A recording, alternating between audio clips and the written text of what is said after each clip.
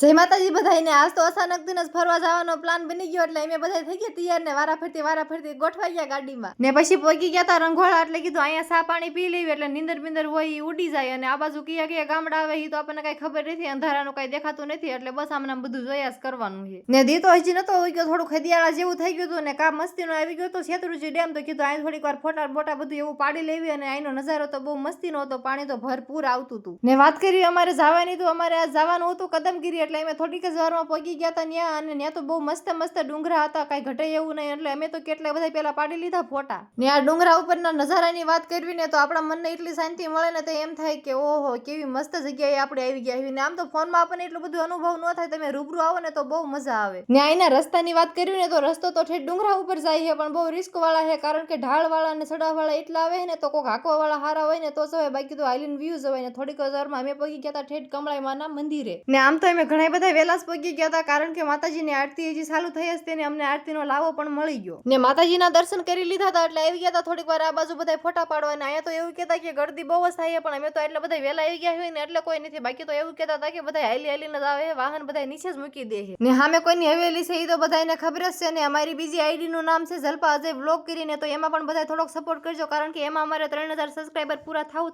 છે ને આના બધાના ફૂલ વ્લોગ એમાં આવી ગયા છે. ને અહીંયા એક ઝરણું છે બહુ મસ્તીનું, પણ અમે કેટલી વાર ગોત્યું અમને કઈ જડ્યું નહીં. લગભગ તો બહુ ઊંડું હશે એટલે હાવ બહારથી કઈ દેખાય એમ છે નહીં. તો અમારે જવાનું હતું પછી બગદાણા બાજુ એટલે અમે બધા નીકળી ગયા બગદાણા કોઈ. તો મળીએ બીજા નવા મિની વ્લોગમાં, ત્યાં સુધી બધાને બાય બાય.